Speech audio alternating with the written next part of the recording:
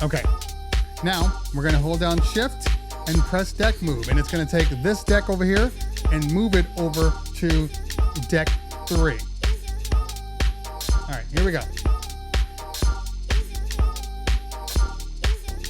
Now, it's moved it over.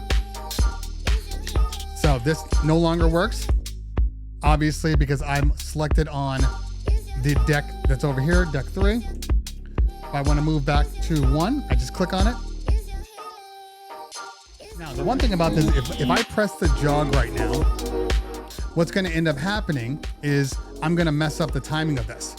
But sometimes you want to be able to control both. So if I hold down shift and I press the dual button here, now they're both together. As you can see on the screen here, they're both locked together.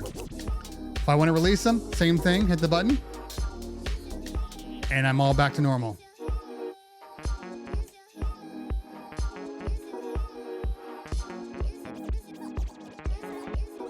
Now, if I want to bring that vocal in, and I don't want to just do a quick unmute, I can hold down shift, bring that button in, and now bring the volume up slowly. So it's not so harsh.